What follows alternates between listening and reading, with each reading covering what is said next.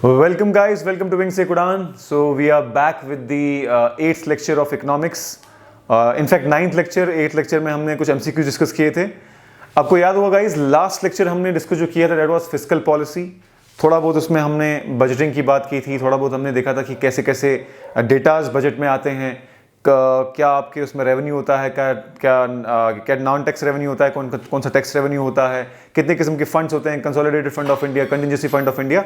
अगर आप लोगों ने वो वीडियो नहीं देखा है तो go back to our playlist and find lecture number 7 related to Indian economy fiscal policy. उसी को आज हम कंटिन्यू करेंगे. दोस्तों लास्ट टॉपिक में, लास्ट वीडियो में फिस्कल पॉलिसी के ऊपर हमने बात की थी, फोकस जनरली हमने किया था इन जनरल बजटिंग पे. आज हम ओवरऑल बात करेंगे कि क्या क्या टूल्स हैं गवर्नमेंट के पास फिस्कल पॉलिसी के लिए और किस किस किस्म की फिस्कल पॉलिसी गवर्नमेंट फॉलो करती है. दोस्तों बजट में जैसा कि हमने डिस्कस किया, there is taxation revenue, there is non taxation revenue, right. There is capital account, there is revenue account, there is revenue receipt, there is revenue expenditure, there is capital receipt, there is capital expenditure. ये सब चीजें accounts की बात की थी. थोड़ा ज्यादा technical था वो बजट के रिलेटेड मैक्सिमम था. आज हम इन जनरल फिस्कल पॉलिसी की बात करेंगे. दोस्तों शुरुआत करते हैं. दोस्तों आगे बढ़ने से पहले आप जानते हैं दोस्तों कि फिस्कल पॉलिसी की मैंने लास्ट टाइम भी डेफिनेशन बता दी है. Fiscal policy is a policy by which government raises money and talks about the expenditure. It controls the quality and quantity of money. It says where to how to earn revenue and how much to earn revenue, how much to spend and how to spend. ये बात हमने last time की थी. दोस्तों fiscal policy की कुछ types हैं depending upon क्या पॉलिसी गवर्नमेंट फॉलो कर रही है. ठीक है, सबसे पहले हम शुरुआत करते हैं टाइप्स ऑफ फिस्कल पॉलिसी से, that is neutral fiscal policy. आप जानते हैं दोस्तों कि हमारी बजट में हमारा स्पेंड कुछ करना होता है, हमको कुछ अर्न करना होता है. कुछ कैपिटल रेवेन्यू, कुछ कैपिटल रिसीट्स हैं, कुछ रेवेन्यू रिसीट्स हैं. कैपिटल रिसीट्स का मतलब हो गया जो लॉन्ग टर्म हमारे पास आ रही हैं over the period of long time, और रेवेन्यू रिसीट हो गया जो डे टू डे बेसिस पे आ रही हैं, है ना. Similarly there was expenditure also. जब गवर्नमेंट कोशिश करती है कि इसका जो एक्सपेंडिचर है that is equal to the tax revenue, it is called as neutral policy. यानी गवर्नमेंट चाह रही है कि जितना हमें रेवेन्यू आ रहा है उसी के आसपास हम स्पेंड भी करें.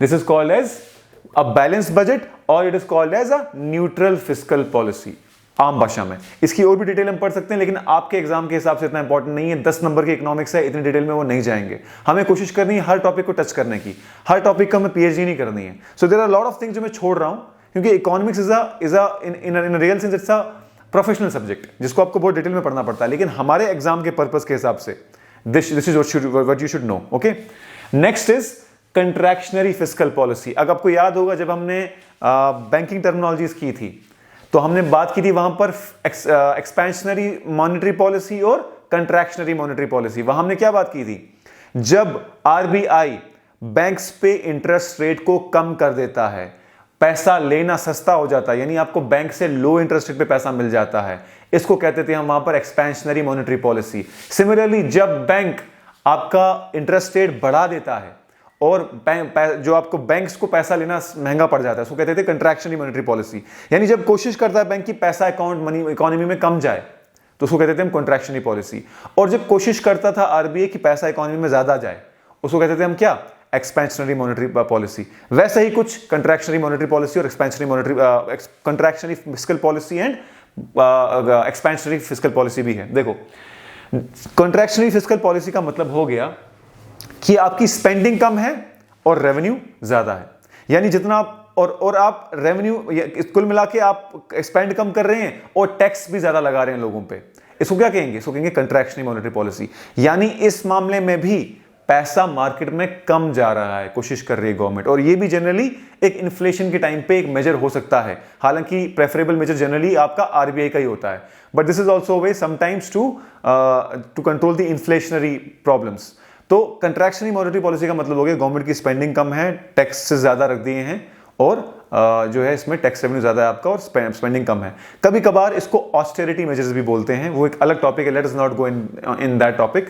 ऑस्टेरिटी मेजर्स तब होते हैं जब गवर्नमेंट अपनी टैक्सेशन बहुत इंक्रीज कर देती है, स्पेंडिंग बिल्कुल डिक्रीज कर देती है, और ऐसा तब होता है जब गवर्नमेंट को रिसेशन में जा रही होती है और IMF से वगैरह लोन वगैरह ले, उसको कहते हैं ऑस्टेरिटी मेजर्स। तो उस टाइम पे कॉन्ट्रैक्शनरी फिस्कल पॉलिसी फॉलो की जाती है, जहां तक मतलब उसको भी आप कॉन्ट्रैक्शनरी फिस्कल पॉलिसी कहते हो, जब गवर्नमेंट टैक्सेशन रेट्स बहुत बढ़ा देती है और अपनी स्पेंडिंग बिल्कुल कम कर देती है।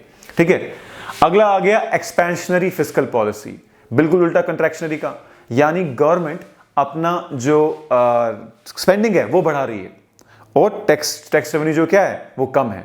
दोस्तों इस केस में डेफिसिट्स बढ़ते हैं और जनरली गवर्नमेंट्स इसी पॉलिसी को फॉलो करती हैं अगर नॉर्मल इकोनॉमिक प्रोसेस चल रहा है, क्योंकि कहीं ना कहीं ये जरूरी भी है। अगर आप हमेशा सिर्फ उतना ही खर्चेंगे जितना आपका रेवेन्यू है तो आप ग्रो कैसे करेंगे। तो बहुत सारी चीजें हम लोग, फॉर एग्जांपल मैं इसकी आम एग्जांपल आपको देता हूं कि एक आज के टाइम पे तकरीबन हर किसी के घर में गाड़ी है या फिर बाइक है, टू व्हीलर है। जो अगर बाइक की बात करें 1-1.5 लाख के करीब अच्छी बाइक आपको मिलती है नहीं, या फिर गाड़ी की बात करें तो मिनिमम से मिनिमम 4-5 लाख में आपको अच्छी गाड़ी मिलती है। अगर आप इंतजार करें कि पहले आपके पास 4-5 लाख रुपए जमा हो जाएं उसके बाद आप गाड़ी खरीदें, या फिर जब तक आप, या फिर अगर मकान की बात कर लें, अगर आप इंतजार करें कि पहले मेरे पास पैसे कोई 10-20 लाख 30 लाख जमा हो जाए तब मैं मकान बनाऊंगा, तो वैसे तो कभी नहीं बनेगा। तो आप उधार लेते हैं और उधार को चुकाते हैं वक्त के साथ साथ, ताकि डेवलपमेंट भी होती रहे आपकी लाइफ में और आपका लिविंग इंडेक्स बढ़ता रहे। सिमिलरली किसी भी कंट्री में अगर आपको डेवलपमेंट करनी है और आपको इंश्योर करना है कि आप वक्त के साथ साथ चलते हैं, तो आपको थोड़ा बहुत स्पेंड ज्यादा करना पड़ता है, लोन्स लेने पड़ते हैं, और अकॉर्डिंगली आप एक एक्सपेंशनरी मॉनेटरी पॉलिसी फॉलो करते हैं ताकि आप डेवलपमेंट भी कर पाएं। क्योंकि अगर सिर्फ उतना ही रखेंगे जितना आपकी इनकम है तो आप काफी सारी चीजें नहीं कर पाएंगे। फॉर एग्जांपल हमारे यहाँ पर मेट्रो बनी है ना, तो वो एक असिस्टेंस से बनी, जापान के असिस्टेंस से बनी। तो अगर हम सिर्फ अपने ही इनकम पे डिपेंडेंट रहें तो काफी सारी चीजें, काफी सारे प्रोजेक्ट्स हम नहीं कर पाते हैं। जैसे हमें जैसे हमें डेवलपमेंट लोन्स मिलते हैं वर्ल्ड बैंक से, कई सारे प्रोजेक्ट्स हम अंडरटेक कर ही नहीं पाते जब हम अभी डेवलपमेंट हो रही थी कंट्री की आज से 30-40 साल पहले, अगर हम लोन्स नहीं लेते। तो कभी कभार आपको कंट्रैक्शनरी मॉनेटरी पॉलिसी भी करनी पड़ती है कि आप स्पेंडिंग ज्यादा करें और आपकी जो आपकी टैक्स रेवेन्यू है वो कम है, जो कि हमारा होगा एक्सपेंशनरी फिस्कल पॉलिसी। तो हमने जल्दी रिवाइज करते हैं। न्यूट्रल फिस्कल पॉलिसी जब आपका रेवेन्यू, टैक्स रेवेन्यू और एक्सपेंडिचर सेम है, ठीक है, बैलेंस बजट भी कहेंगे इसको। कंट्रैक्शनरी फिस्कल पॉलिसी जब आपका टैक्स रेवेन्यू ज्यादा हो और गवर्नमेंट स्पेंडिंग कम हो, और एक्सपेंशनरी फिस्कल पॉलिसी जब आपका गवर्नमेंट स्पेंडिंग ज्यादा हो और टैक्स रेवेन्यू क्या हो, कम हो। तो ये सब आ गया टाइप्स ऑफ फिस्कल पॉलिसी। आगे बढ़ते हैं टूल्स ऑफ फिस्कल पॉलिसी पे। क्या टूल्स है गवर्नमेंट के फिस्कल पॉलिसी पे? जैसा कि मैंने आपको कहा, fiscal policy has 2 components, revenue and expenditure. दोस्तों हम बात करेंगे पहले component of spending, components of expenditure की, कि टूल्स फिस्कल पॉलिसी में क्या क्या है। दोस्तों स्पेंडिंग के लिए आपको देखना पड़ता है सबसे पहले मेंटेनेंस। मेंटेनेंस का मतलब हो गया जो आपको मेंटेनेंस के लिए आपको खर्चे चाहिए, इसमें सैलरीज भी आती हैं, जो आपको गवर्नमेंट को सैलरीज पे करनी है अपने एम्प्लॉयज को, जो आपको जो आपको मेंटेन करने के लिए चाहिए ना, जैसे मेंटेनेंस के लिए आपको ये वेयर एंड टियर की वजह से जो आपको रेनोवेट करना है वो पैसा, डे टू डे आपके खर्चे होते हैं गवर्नमेंट के, वो सब किस में आएंगे? मेंटेनेंस में आएंगे। उसके बाद आ गया लोन पेमेंट्स। जो गवर्नमेंट ने लोन लिए हैं उनको पे भी तो करना है ना, डिफॉल्ट नहीं करना उन लोन्स पे, वरना कंट्री की क्या होती है, रेटिंग डिक्रीज हो जाती है। ठीक है, तो आपको लोन्स की पेमेंट भी करनी है। सब्सिडीज वेरी इंपॉर्टेंट, हमने अभी तक डिस्कस नहीं किया है, आप लोगों में से जिसने नहीं सुना तो आपको मैं बता दूं, सब्सिडीज बेसिकली गवर्नमेंट सपोर्ट होता है, गवर्नमेंट की तरफ से एक सपोर्ट होता है, जिससे जहां पर गवर्नमेंट ऐसी जगहों पर सब्सिडी देती है जहां गवर्नमेंट को लगता है कि एक आम इंसान, एक गरीब इंसान इस चीज को अफोर्ड नहीं कर सकता। मिसाल के तौर पे आपको LPG सब्सिडी है ना, उसके लिए एक स्कीम भी है, पहल स्कीम जो गवर्नमेंट ने लॉन्च की है। जो लोग भी अब एक पर्टिकुलर इनकम लेवल से कम है या BPL है, बिलो पॉवर्टी लाइन है, उन लोगों के लिए गवर्नमेंट ने बोला है कि आप मार्केट रेट पे खरीदो गैस, हम आपके अकाउंट में क्या कर देंगे, वो सब्सिडी डाल देंगे और पैसा डाल देंगे, ताकि आप उस मार्केट रेट के हिसाब से उसको मतलब अगर आपके पास ना पैसा नहीं भी है तो गवर्नमेंट आप डायरेक्टली आपके अकाउंट में सब्सिडी डाल दे उस अमाउंट को जो गवर्नमेंट आपके अकाउंट में डालती है, ताकि आप कोई एक चीज को अफोर्ड कर सकें, को खरीद सकें जो अदरवाइज आप नहीं खरीद सकते थे अपनी लोकल इनकम पे, उसको कहते हैं सब्सिडी। ठीक है दोस्तों, सिमिलरली कभी कभार गवर्नमेंट पेट्रोल पे भी सब्सिडी देती है ताकि आम इंसान को अफोर्ड कर सके। तो कोई भी ऐसी चीज पे जब गवर्नमेंट, जैसे हाँ फर्टिलाइजर सब्सिडी है ना, बड़ी सारी कोई भी ऐसी मॉनेटरी सपोर्ट गवर्नमेंट की तरफ से, ताकि आम इंसान तक जो है सस्ते दामों तक कोई चीज पहुंच सके, उसको हम सब्सिडी कहते हैं। बहुत इंपॉर्टेंट पार्ट है हमारी, स्पेशली ऐसी इकोनॉमी में जहां गुर्बत इतनी ज्यादा है, जहां गरीबी इतनी ज्यादा है। वेलफेयर स्कीम्स, दोस्तों आप जानते हैं कि गवर्नमेंट की बहुत सारी स्कीम होती हैं, जैसे कि स्वच्छ भारत अभियान, जैसे कि बेटी बचाओ बेटी पढ़ाओ, जैसे कि नरेगा, जैसे कि आपका स्कॉलरशिप स्कीम्स बहुत सारी, जैसे कि स्किल डेवलपमेंट स्कीम। तो जो जिनका पर्पस होता है वेलफेयर का, आम इंसान की लाइफ में कुछ सपोर्ट प्रोवाइड करना गवर्नमेंट की तरफ से in form of some service, in form of some product, है ना। तो दोस्तों इस चीज को हम क्या कहते हैं, इसको कहते हैं वेलफेयर स्कीम्स। तो ये भी एक बहुत बड़ा पार्ट है इंडिया जैसी कंट्री में जिसमें एक बड़ा अमाउंट लगता है। तो these are the tools of component of spending जो कि फिस्कल पॉलिसी में इस्तेमाल किए जाते हैं, यानी जिस फिस्कल पॉलिसी जहां इस्तेमाल हो रही है इनके इर्द गिर्द फिस्कल पॉलिसी बनती है। अब आते हैं हम कंपोनेंट्स ऑफ अर्निंग पे। तो अर्निंग के लिए हमारे पास क्या क्या, एक तो टैक्स रेवेन्यू है और बाकी है non tax revenue. Non tax revenue में क्या क्या आता है, बोरोइंग, जो हमने पैसा उधार लिया वर्ल्ड बैंक से, IMF से, चाहे किसी कंट्री से या फिर किसी बैंक से, borrowings. Sale and lease of assets. दोस्तों एसेट आपका कुछ भी हो सकता है, एसेट आपका जायदाद मान लो एक हिसाब से, एसेट में आपका बिल्डिंग भी आएगी, लैंड भी आएगा, एसेट में आपका स्पेक्ट्रम भी आएगा, यानी जब टेलीकॉम सेक्टर को आप बेच रहे होते हो कि भैया इस फ्रीक्वेंसी में आप काम करोगे, ये बैंडविड्थ आपकी है, इस बैंडविड्थ में आप इंटरनेट सर्विसेज प्रोवाइड कर सकते हो, उसको हम कहते हैं, उसको वो भी एक एसेट है। यानी कोई भी ऐसी चीज जिससे सरकार पैसा कमा सके वो उसका एसेट है, जिसकी ओनरशिप सरकार की है ना, तो इसको कहेंगे हम एसेट। तो कोई भी एसेट को हम बेचें या उसको किराए पे दें कुछ देर के लिए, उससे भी पैसा आएगा। वो भी क्या है, वो टैक्स रेवेन्यू नहीं, वो नॉन टैक्स रेवेन्यू है। तो वो भी एक टूल है कंपोनेंट ऑफ अर्निंग का। और आ गया प्रॉफिट्स ऑन PSUs। PSUs का मतलब हो गया पब्लिक सेक्टर अंडरटेकिंग्स। मिसाल के तौर पे आपका आ गया Indian Oil, HPCL, BPCL, SAIL authority of India limited, है ना। ये सब जो आपकी पब्लिक सेक्टर कंपनियां हैं, ये जो भी प्रोडक्ट या सर्विस ऑफर कर रही हैं, इनके ऊपर जो प्रॉफिट्स आ रहे हैं वो कहां जाएंगे, वो भी गवर्नमेंट के पास ही जाएंगे, क्योंकि गवर्नमेंट की कंपनीज है, गवर्नमेंट की स्टेक है इसमें, है ना।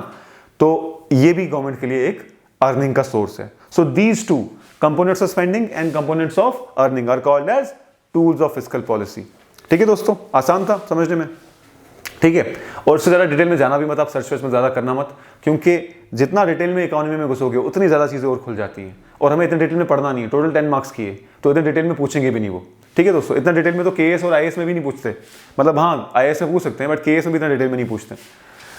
अब आगे आते हैं एक कुछ मिसलेनियस टर्म्स पे जो आप सुनते होंगे, जो अखबारों में पढ़ते होंगे, तो मैंने सोचा कि आपको बता दूं ताकि आपको आसानी समझ में, जो फिस्कल के रिलेटेड है। सबसे पहले हम बात करेंगे डेट ट्रैप की।